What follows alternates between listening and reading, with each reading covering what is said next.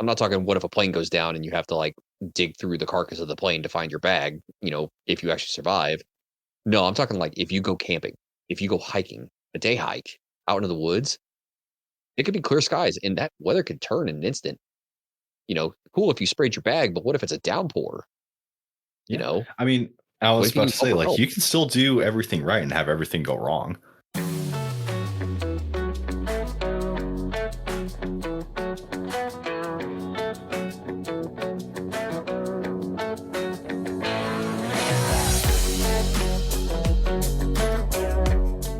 Hey guys, we're the Hard Time Strongman podcast, stringing up a bear class of man, and today we want to do a deep dive into waterproofing kit, waterproofing equipment. So, say that a little tongue in cheek. Waterproofing is a pretty ambiguous term. Most of what we're talking about, what we're actually describing, will be, making things more water resistant. But stick with us, and we'll get into all the ins and outs. Our references for today are rai.com, and if you haven't already checked them out, Redbeard Tactical. Specifically in their kit maintenance story highlights, they go through the entire process. Redbeard is a great resource for so many things. So make sure to check them out on IG, on Patreon, the whole deal. But some definitions to kick us off. So waterproof: to be impervious to water, an item or garment that keeps water out. And water resistant: able to resist the effects or penetration of water to some degree, but not entirely. As these definitions suggest, and after using just a little bit of critical thinking, it would be either impossible or impractical to make all of your kit, all of your equipment completely waterproof. So we're shooting for preferably highly level of water resistance in this class. So that being said, focus for this episode, we are going to be looking at treating your equipment, methods and practices to mitigate, that disruption, that penetration of the water, some examples for kit, and just miscellaneous items, miscellaneous points on the subject. All right. So let's dive into treatment right now.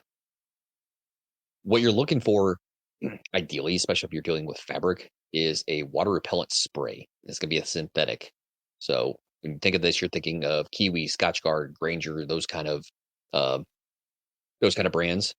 And the application process is going to vary by the product, but typically you're going to see like an aerosol type spray, and they're a pretty quick way to add an extra layer of protection there. 7 does use Kiwi Camp Dry spray, and I actually had I'd done a dive to find a waterproofing spray. I actually used them on some of my outdoor cushions, and I can't for the life of me remember exactly what it's called. I think it was like 408 or something, but Okay. I'll post a link of that in the show notes for later. But it's very, very similar to Scotchgard. Okay. It's more of a commercial version of it. Okay. Yeah. So Kiwi the Camp Dry, that is just anything that you can find at a Cabela's. Yeah, it's everywhere. Academy, like any outdoor freaking Walmart, anything that sells camping gear or outdoor gear, you're gonna find it. And I like those water repellent sprays just because the application is so easy.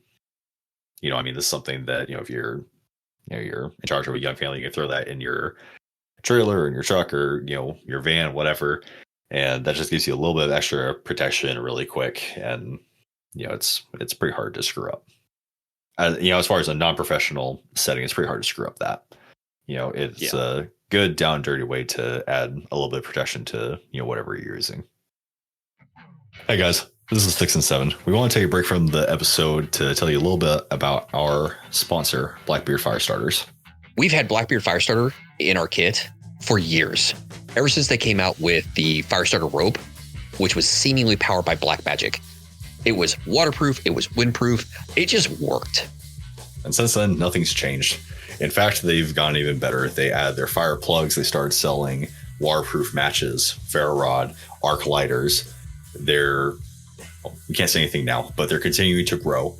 and I feel like they're only going to get better with age. And on top of sponsoring the show, keeping the lights on for us, they're also offering a 15% discount on anything in their store if you use code STRONGMEN. Head on over to their website at blackbeardfire.com. You can check out their entire inventory and see what works best for you. And like we said, at checkout, use code STRONGMEN, one word, to get 15% off your order. Thanks, guys. Now back to the episode. So another thing you can use for treatment is wax or beeswax. There are many different types, blends, brands of wax used for water treatment. So just do your research on those and find out what's going to work best for you. If treated correctly, wax or beeswax provides great water repellent properties to clothes and equipment. I would say as long as you treat it. Go ahead. Sorry, I don't mean to cut you off. I was just going to say, if you figure, like, nail this down for your equipment, if you figure out, what type you have, the application process, if you get this down to, where you're proficient, I'd say this would be the gold standard for, for treating your equipment, at least in my mind. Right. It's been used for generations, right? But, correctly, it's freaking magic. But whatever equipment that you're going to use, if you're going to use wax to, protect against water, you're going to want to do this treatment annually or at least every other year in order to, keep the best effects of art. So I found it. Oh, Fabric Guard 303. Yeah, Fabric Guard 303. Yep. Fantastic. I used it on my my rug cover. It was not waterproof. It was just a fabric cover in God's Camo BDU. And I just soaked that repeatedly in that stuff and let it dry. And it's not waterproof, but damn, is it close. Fantastic stuff. 303 Fabric Guard. So back to wax. Treat your whatever you use your wax on, make sure you treat it annually or at least every other year. And in doing so, you want to clean and dry the target area, apply or draw on your wax in a thin, even coat over the target area. And then you want to heat the area with an iron, hair dryer, heat gun, campfire, a hot breath from a puppy, whatever you've got. Until the wax disappears. Until it's gone. Exactly. But only do this with canvas and synthetics, because if you do it to leather, it's going to dry and crack. And once you do that, you pretty well ruined it. Yes. So for leather, you're going to want, do your application, but then just let it dry. Let it go. On its own. Room air, leave it alone. That's why I'm saying you need to do your research on what you're using it on, because especially with leather, I mean, that's the sort of thing that's you're not going to pass down your boots to your kid, but like a good pair of boots will last you, for your life. You may have to resole them, but very long time. Yes. And you're not going to beat the comfort, honestly, but it's, know your equipment, know how to treat it. That's kind of what we're delving into today. Exactly. So, like I was talking about with the 303 Fabric Guard, if you want a higher level of protection, you're going to repeat that process until it meets your standards. And with the wax and the beeswax, Seb and I both like the fact that you can carry this stuff basically anywhere as standard maintenance for your equipment. Most of the time, I've seen it come in like this little tin, like this little it's probably smaller than a thing of chew. Well, it's like a hair gel or like beer element, like those little countertop tins, essentially. Right. Yeah, and I've got like 3 of them for polishing my dress shoes, like different colors. So yeah, exactly. You just got to find the right one for you. And then going into methods and practices. So with anything that we teach, I believe in redundancies, right? So there is no magic product that's going to automatically make all your stuff waterproof. The best solution, the best way to do this is to, take this in layers, right? So first off, minimizing risk and or exposure, right? So if you're trying to keep the contents of, say, a ruck or a pouch dry, you're not going to throw in a creek bed or into, a lake or, you're going to minimize your exposure when possible, right? So if that's, avoiding, like, flood out areas, if that is staying undercover, what have you, but minimizing that risk and exposure, like we just said, redundancy, right? So we're going to get into examples of a ruck, but on a ruck you can have a rain cover, and then you can have like a contractor bag, you can have dry bags. It's building up those layers of protection so that water has a hard time getting in. Compartmentalization, same exact thing. You don't want to put all your eggs in one basket, so instead of having one giant bag that holds all your stuff and hoping that keeps everything out, compartmentalize, have like items grouped together, or depending on the the use or the the importance of your, or priority rather, of that item, compartmentalize those separately so you have the greater protection. And then adaptability and improvisation. So you're not always going to have the best equipment all the time, so you're gonna have to make do with what you have, and just using critical thinking and imagination with a lot of the stuff. Yep. So some examples of all this. The thing that comes to mind the most is my ruck, Right. or you could be using a backpack for this. I use an external rain cover. I mean, I've repurposed this. It may have actually been a tire cover for a Jeep that I repurposed. Nice. I think that's actually what it was, and then I ended up essentially making it super water resistant. So you start off with your ruck. You can, on the outside, you can have your external rain cover. Uh, in my case, have a water resistant spray or wax. Um, Underneath that, you can have your seam sealant or use some tape just to make sure that any areas where the water could seep in, you're actually covering and making sure that it doesn't. Inside of that, so we're talking inside of the rucker backpack, you can have a bag liner, or you can use one of those massive black, contractor trash bags. It does the same thing. You know, it doesn't need to be glorified. It shouldn't be like costing you a couple $100 from whatever your preferred online store is, who like they tend to shill this kind of stuff out. And it'll probably be stronger Anyway, too, honestly. and honestly, yes, way more reliable in my book, unless they have some kind of like magic to them. Uh, Aside from that, you can do your compartmentalization, so you can have your dry bags in there. That's think of it like the body armor. So with your plate carrier, it does come with a small amount of small arms fire protection, so like 9 mil inside of it. So it can also collect like spall from rounds that hit your plates and then shatter, so it doesn't go into you. But on top of that, it's layered with a hard ceramic, hopefully not steel, but teach their own, a hard plate. And that's designed to stop 223, 556, 762. So you're layering the protection on top of it, and it's the same thing with this kind of thing.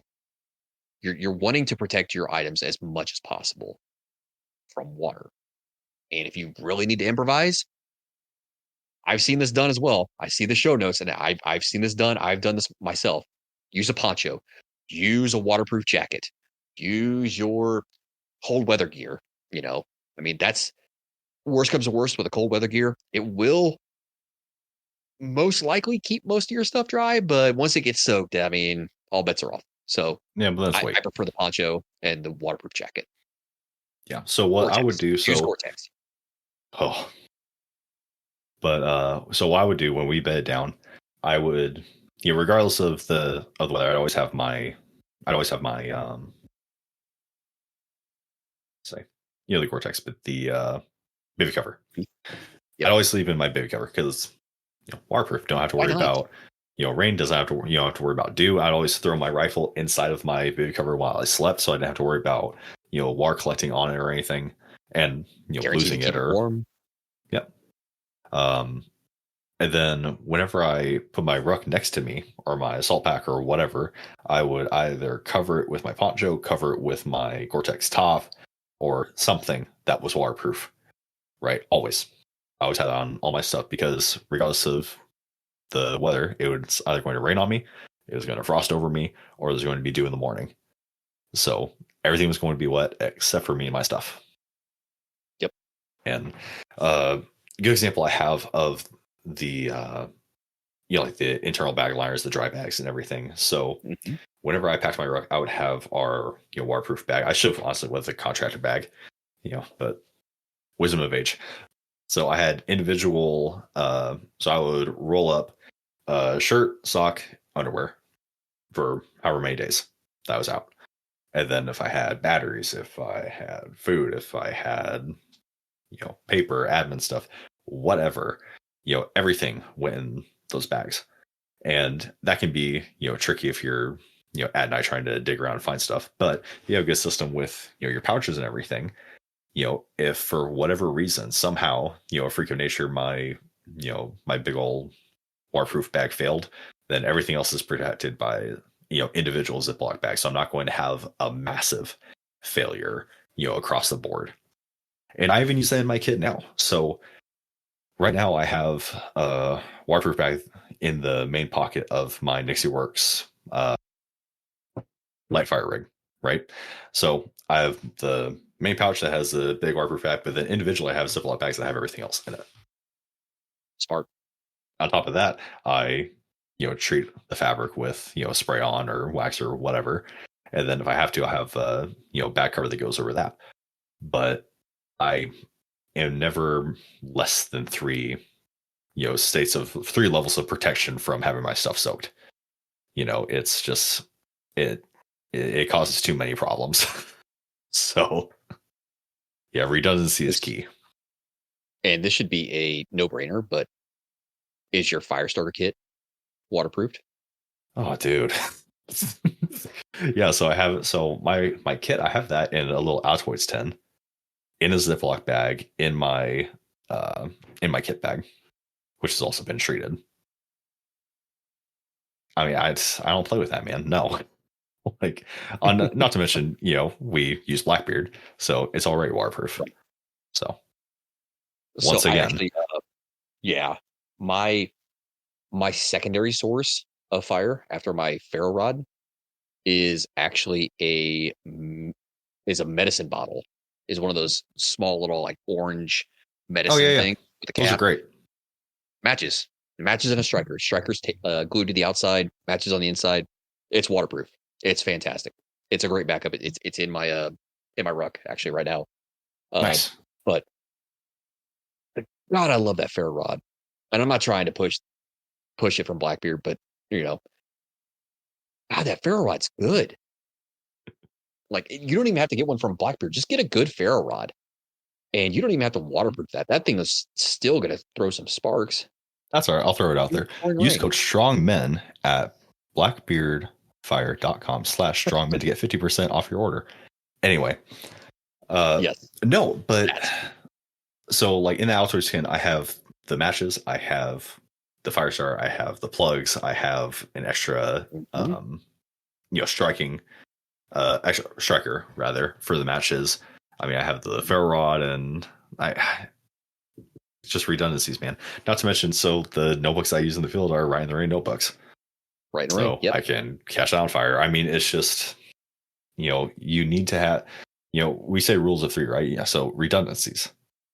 Yes. Do not be content with anything less than three options with this kind of stuff. Right. Moving on. So another example, boots. Boots, as long as they're leather, tend to be fairly water resistant, but adding a layer of wax to that is going to make them even more water resistant. Well, and boots are, leather is the sort of thing, we talked about is, it's upkeep, it's maintenance, something that you need to do regardless. But if you treat Take care it of it. correctly, It take care of you. 1000%. And clothing. So there's Gore-Tex, there's Frog Togs, there's all sorts of name brand stuff that's going to be water resistant, waterproof. But with the fabric spray, with wax, canvas wax, you can, if you can dream, you can do it pretty much. So Yeah. know that if you wax something, or if you have the spray, sometimes it can darken or lighten the clothing, depending. But just, I don't know, man. It's the little things. It's just, pick your battles on a lot of this stuff, but a lot of stuff, if you can layer it on, layer it on. You can go, like, I'm just thinking, if I had known to use that camp dry spray when we were in, like, it's your normal fatigues, be able to throw that on there just as a first layer of protection. I mean, how cool would that have been? Yeah. So let's move on to some of the miscellaneous, like waterproofing, water resistance items that we can think of. I mean, obviously with small items, we already touched on pill bottles, Ziploc bags. Uh, you store in there your medications, valuables, water purification tablets, batteries, uh, That's fire at starting all. stuff. Yeah, just Yeah. use your imagination when it comes to this stuff, because if Well, you this can goes dream to it, you can the, do it. sorry, I didn't mean to cut you off. You can You're dream it, good. you can do it. This goes to the adaptability, right? So pill bottles, Correct. you know, if you got out of the army, you're going to have a lot of pill bottles from the VA. Oh my And God. more often than not, those are pretty darn waterproof. So, Yes. you mentioned like the little orange one. I have the little white ones. And, Yeah. those are wonderful for small items, small tinder, Mhm. like small food items, water pure, my aqua tabs, like all that stuff can, can fit in there. And it's a small form factor. They're pretty hard to break. So, and they're easy to get. That was the big Absolutely. takeaway, is they're very easy to procure. Oh, yeah, and if you don't get pill bottles from the VA or your doctor or whatever, like, just go on Amazon. You can find these suckers on Amazon pretty easy, Oh, and they're cheap. I was going to say in bulk. Yeah. Yes, in bulk. Oh my gosh, yes. But I will say this, if you have ever eaten an MRE, what's one of the one things that it comes with? Ziploc bag. It comes with a little clear plastic bag, I essentially. still have my Bible in one of those. Yes, I still have, like, 4 of them. I still have 4 of them. I was gonna say I always had a pocket Bible in one of those in my right ankle pocket. Like, it's Whenever just, I would a lot of dudes would put their phones or their wallets in there, like, Yep. easy. When I worked for FedEx, when I was driving for them, and I knew it was gonna rain, I grabbed one of my bags, threw my phone in it because I had my Bluetooth earbuds in so I could talk anyway, and just threw it in my pocket and just went on about my day. My clothes would be completely soaked, but my phone was fine. Yeah, you remember going whitewater rafting? The little Yep, phone bags, waterproof yep, phone bags. Yeah, same exact deal. So abs medium size items, think like a change of clothes, hygiene kit, fire kit. Once again, Ziplocs. Double bag it if exactly. you're worried about it. Dry bags. Uh, Brand that comes to mind, Sea to Summit. But That's just a good one too. any of those, any of those bags that are the, I don't know, that, like the kind of the harder rubber, and it has the Mhm. bar across the top where you fold that a few times and then you click it. I mean, those are excellent. Yeah, yeah. They also make, uh so I think oh god, I think the dry sacks are those, and the dry bags are, like, the actual, like, big, like, backpack size ones, if I Well, they remember make right. varied sizes, because That's true. I've been even eyeing some that are just like pouch sized for my kit, Mhm. Yep. because that would be great to just have in a, in a like a general purpose pouch or something. But yeah, I Right. mean, I've seen some that are like 30, 50 liter bags. They're dry bags. I mean, it's dumb. Yes. It's great. So, large items, uh, large items, you can waterproof the large item itself, but again, like we said before, think outside the box. Use a poncho, use a tarp, whether it's staked or just wrapped around an item. Use a waterproof Gore-Tex top. And in these, you will throw like, your rifle, your plate carrier, your kit, your rucksack, your backpack, what have you. You can throw it in that and pretty much be rest assured that you're going to come out dry unless you're in a freaking hurricane or a monsoon or go underwater. So maps or documents, laminate, laminate, Oh, laminate, laminate. this If you my don't favorite have a thing. laminating machine, get it because mm, they're wonderful. But laminating Ziploc bags, dry bags. I'm trying to think of like the talking about the food saver bags. Those are awesome. Yeah, yeah. Awesome. Especially Uh, if you're trying to make like yourself like a at home IFAC or like at home MRE. Like those are great. you can also um, get just like lamination paper where you don't actually need laminating machine if you don't want to spend that kind of money. They do Oh, it's make the a adhesive. Yeah, those are awesome. yes, yes. Oh gosh, it's so great, and it saves you a ton of time and money. And you can custom make them to whatever size map you have or need. We did that. Time. Yes, we did. So with your electronics, use a I already dry talked bag. about Use dry bag, Ziplocs. Ziploc Yep, bags. we talked about this. I'm not going to beat it at horse. You know, back it up about 20, 30 seconds, and you'll hear me talk about it again. With food, dry bag, screw lid containers, Nalgene bottles, what have you, Ziplocs. I mean, God, it just depends on what you've got. A lot of times these Whatever food you're going to bring is freeze- pretty much going to be waterproofed anyways. right, If you're right, doing store bought. right. Think like these freeze dried meals that you would cook in like a jet boil or over a camp kettle. Like those are waterproof. Like Mhm. they're designed to be airtight. So Yeah, we're talking about stuff that, you got like them if you like I don't know if you're hunting, harvesting, if you are if you're having a like multi-use bag or something just stuff to keep that water out, that mildew out because perishable items, man. You have to right, protect your perishable items. So, right.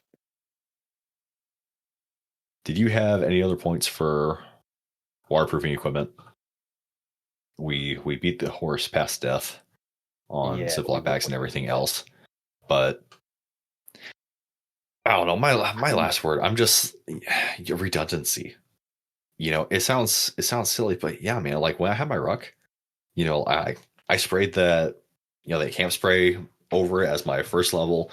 Like all like my big sustainment pouches had big plastic bags that I would put stuff in, right. or like multiple Ziploc bags. Like my main ruck had the waterproof bag, and then I had Ziploc everything because Everything. even if I had a massive failure, like my stuff was not going to get wet, and it was a great way for me to to compartmentalize and to organize everything. But I can't tell you how. I mean, you know how miserable it is to be wet and cold for a week. Like it's just Yes, I do. no, it's the worst. Yes. Well, think of it this way too. Like you've seen the movies where someone, you know, goes out and they're doing whatever and they're just like, "Oh, that's good enough." And then the worst happens. I mean, Mhm. granted, it's a movie. I get it. But think of that as real life. Like if you sit there and think, "Oh, well, that's good enough." Is it? Is it really?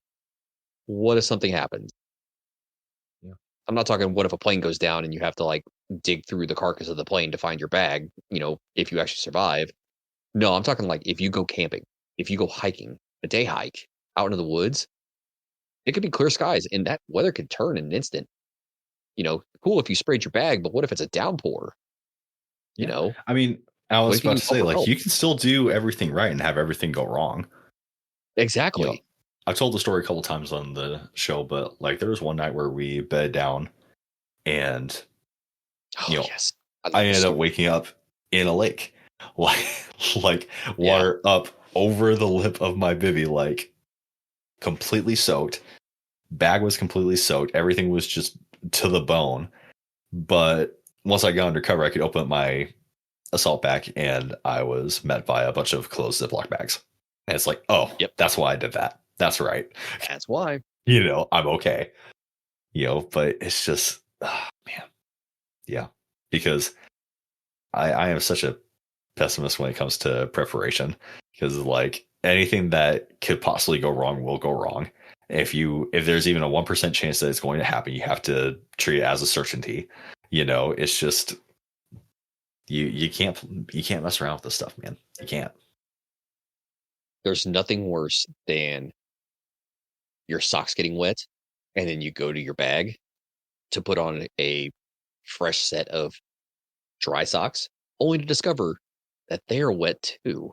Absolutely soul crushing. Don't let that happen to you, folks. Soul crushing. Don't let it up. be you. Only you can prevent wet socks. Trench foot. Oh, dude, don't remind me about that crap. Oh, it only happens to you too, man.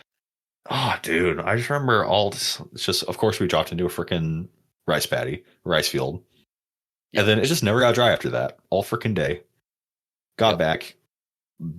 Feet were white, dead white. Mm-hmm. The ridges were like going up into my foot. And it's like, oh, that's great. Yeah. Terrible feeling. Change your socks, kids. Keep some dry socks on, you guys. Anyways, we are the Hard Time Strongman podcast, training up a bear class of man. Stay in the fight. Stay in the fight.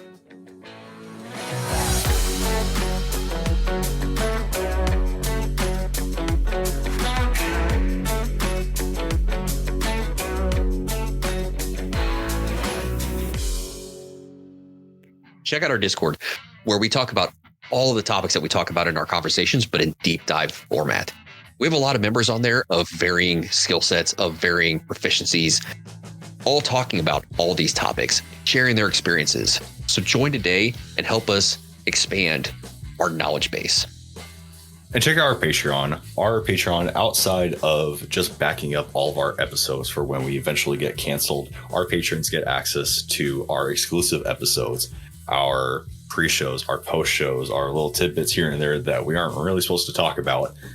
We're also opening up all of these exclusive episodes for people to individually purchase. So you don't have to get tied into a tier in order to get all that content. You can dip your toes in a little bit, decide you like it, then come and join us on that. We're having exclusive conversations, and along with the Discord, we are just building that community, building that skill set, that mastery, these proficiencies. And this, outside of our sponsor, is what's keeping the lights on and keeping all of this information, all these classes rolling for you guys. So make sure to check out our Patreon. And one last thing, guys, the world is better with you in it. If you're feeling suicidal or if you're in crisis, dial 988 or reach out at 988lifeline.org to get help. Someone's always on the line. So if you need a lifeline, remember 988. Stay in the fight. Stay in the fight.